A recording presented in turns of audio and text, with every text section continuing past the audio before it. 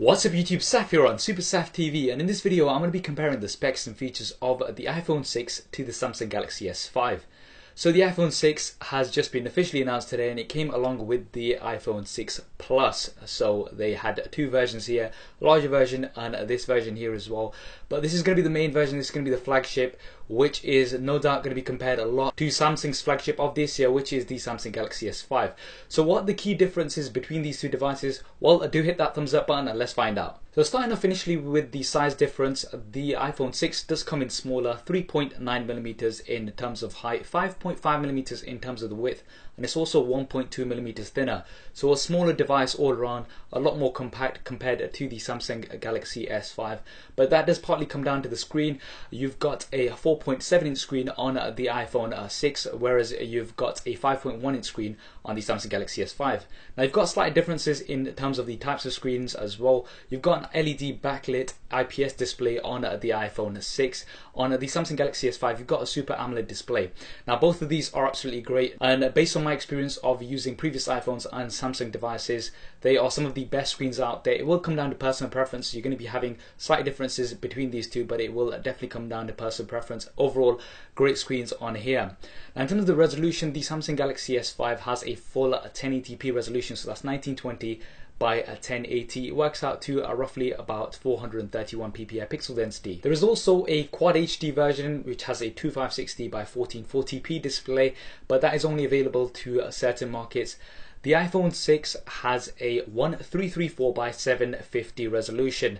Quite a bit of a weird resolution there, I know, but that comes to 326 ppi pixel density. Now they've kept the pixel density the same as the iPhone 5 and the iPhone 5S, but they've changed the resolution, so it's slightly higher than 720p. But the advantage of resolution here definitely goes to the Samsung Galaxy S5 with that full 1080p display, pixel for pixel. Those videos are going to be looking that much better on that larger screen because of that higher resolution and the higher pixel density. Now looking at the differences in weight, you don't have a huge deal of difference. There's 16 grams between these two, so the iPhone 6 does come in a little bit lighter because it is smaller.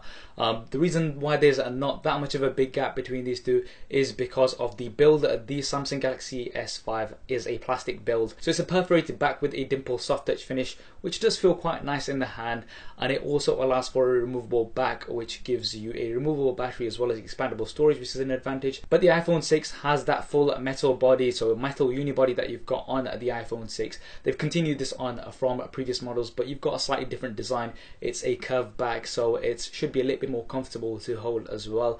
Now the Samsung Galaxy S5, the advantage that you have here is that it's IP67 water and dust resistant. So if you do get it into a bit of water, that's not going to be a problem. The iPhone 6 is not water and dust resistant. So this is really going to depend on what your preference is. Do you prefer something that allows you the expandable storage and the removable battery, which we'll be talking about a little bit later, as well as the water and dust resistance, or do you want something that looks and feels that much more premium? Now looking at the internals, the Samsung Galaxy S5 has the Snapdragon 801 processor, which is clocked at 2.5 GHz quad core. This is very, very fast, and you can see lots of benchmarks and speed tests on the channel of the Samsung Galaxy S5. Quite a good performer. The iPhone 6 has the Apple A8 processor, and it's a 64-bit chip as you had with the iPhone 5S. Now they've not specified what the exact clock speed is of this, so we are going to have to put these side by side to see performance and which is better. The Samsung Galaxy S5 is roughly about 5 months old now, so this will definitely go towards it, but we'll have to put these side by side. And you've also got the M8 processor, so that's the M8 motion co-processor on the Apple iPhone 6, which is going to measure motion data and things and not wake up the main processor for that information. Now in terms of the RAM, you've got 2 GB of RAM on the Samsung Galaxy S5. On the Apple iPhone 6 they've not fully specified it as yet, but it's expected to be 1 GB of RAM. This is not 100% confirmed, but this is what we're expecting. Now in terms of the different storage versions available, the Samsung Galaxy S5 comes in the 16 GB version, which is the widely available version, and you've also got a 32 GB option. The iPhone 6, now they've gone for something different here. You've got the 16, the 64 and the 128 gig versions. So they've ditched the 32 gig version. I would have rather they had ditched the 16 gig and gone straight to 32, but this is what they've done. So you've got some more storage versions available on the Apple iPhone 6, but the Samsung Galaxy S5 does have expandable storage, so you can expand the storage on the Samsung Galaxy S5 with a micro SD card up to 128 gigabytes. So even if you want to go for the 16 gigabyte model and buy a 128 gigabyte card, you'd still have a lot more storage than the 128 gig version of the Apple iPhone 6. So that is something to bear in mind. Definitely an advantage to have that expandable storage. Now looking at the cameras, this is quite interesting. The Samsung Galaxy S5 has a 16 megapixel rear-facing camera, and it's a great camera. You can see lots of tests and results on the channel from it. It uses phase detection, autofocus, and you've got some features such as selective focus, which you can blur out the background and make an image look like a little bit more like it's been taken on DSLR. You've also got live HDR, so you can see exactly what your result's going to be while you're taking a picture or filming as well. The iPhone 6 has an 8 megapixel camera, so they've not increased the resolution. So the resolution advantage definitely goes to the Samsung Galaxy S5 here, but it's not always all about resolution, it is about quality of image. We will be putting these two side by side to check this.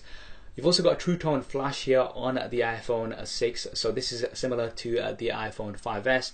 This fires off two different flashes in different colors, one white, one amber, and it's going to give you some better skin tones. And you've also got phase detection autofocus on here as well, so this is similar on both devices. They're calling it focus pixels. Now, as you know, Apple like to give some fancy names to their technology, so they're calling it focus pixels. Now this we'll have to put side by side to see on the channel later on when we've got the iPhone 6 in hand. In terms of video, the Samsung Galaxy S5 films at up to 4K, so that's 2160p at 30 frames a second, which is absolutely great. And slow motion you've got at 720p 120 frames a second. Now with the iPhone 6 you've got 1080p up to 60 frames a second, so you've not got 4K on here. This is something we were doubting that Apple would include anyway. I don't think they would have done that. So you've got 1080p here, but you've also got 720p at 240 frames a second. Let that sink in. This is on a smartphone, 240 frames a second, which is absolutely awesome. So I'm definitely looking forward to checking this out. This is my favorite feature on the iPhone 6, having that super slow motion, which is absolutely great, and definitely looking forward to checking it out. In terms of the front-facing cameras, the Samsung Galaxy S5 has a 2 megapixel front-facing camera, which is capable of filming 1080p HD. The Apple iPhone 6 only has a 1.2 megapixel front-facing camera, which is capable of filming 720p HD. Now this, once again, they have still kept it to 1.2 megapixels. With that self-increase, I would have expected them to have improved that. I mean, the iPhone 5, the iPhone 5S, both had a 1.2 megapixel front-facing camera. Yes, it's improved, it's got some new features like burst mode and things, but why not a larger resolution? I mean, you know, having a large resolution, so, things like the Note 4 actually have 3.7 megapixel sensors, so why couldn't have Apple just at least gone up to 1080p and a little bit more megapixels on here? So this is a situation, once again, we will put these side by side to see what the real differences are. Now looking at the operating systems, the Samsung Galaxy S5 comes with Android KitKat, so it's 4.4.2 with an update to 4.4.4 coming soon. Now this has the TouchWiz skin on top, so that's Samsung's TouchWiz skin. Now this has a lot of features such as multi-window and things, so it does have some nice features on here, but you aren't going to be getting updates directly from Google. You're going to have to wait for Samsung to put those through. The iPhone 6 comes with iOS 8 out of the box, so you are going to be getting the latest version of iOS, and the updates are going to be coming through straight away as well. Now in terms of the differences between these two, this is a very big debate, and it will definitely come down to your personal preference. I'm not going to go into too much detail here. In terms of the connectors, the iPhone 6 also uses the Lightning connector as you had with the previous models, as the iPhone 5 and the iPhone 5S.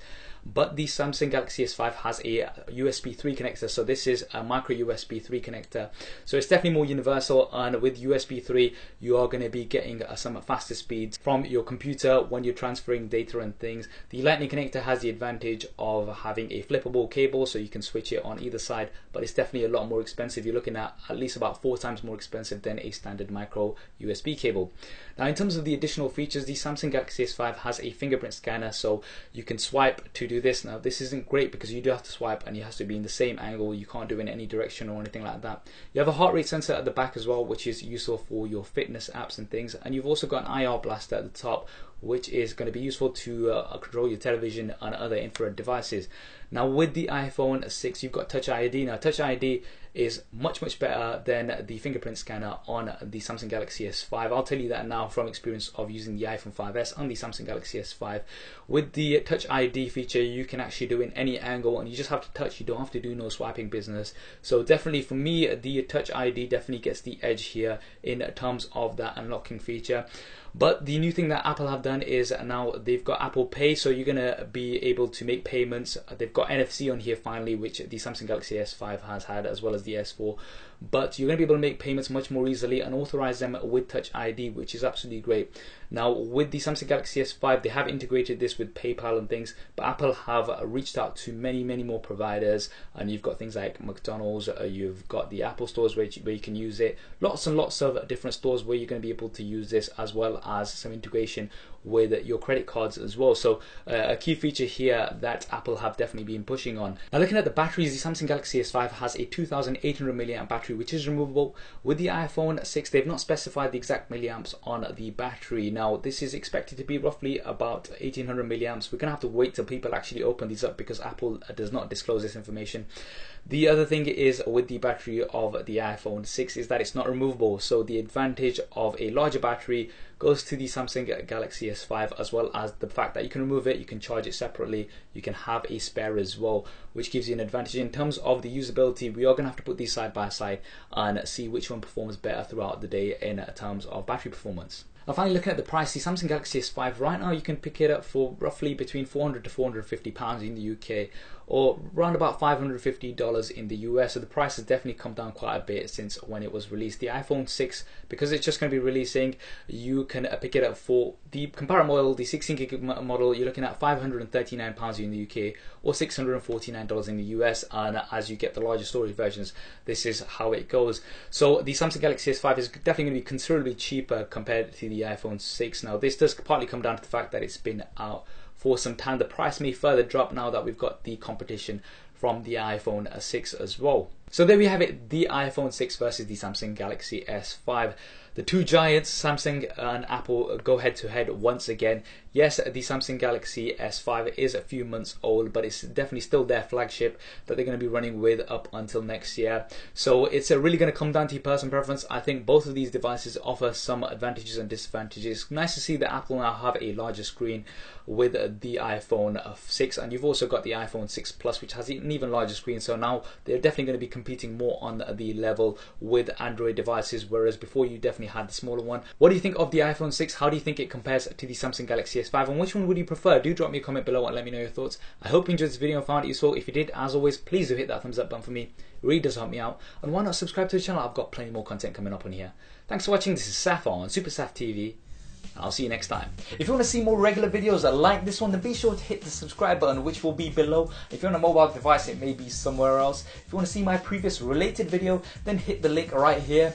If you want to stay in touch over Facebook, Twitter and Google+, then all of the addresses will be there somewhere, as well as direct links in the description below. Okay, if you're still watching, then that means you've not done one of those things, so, you know. Yeah. Anyway, I'm just gonna go downstairs. See. Okay. There isn't really a downstairs. Anyway, so yeah.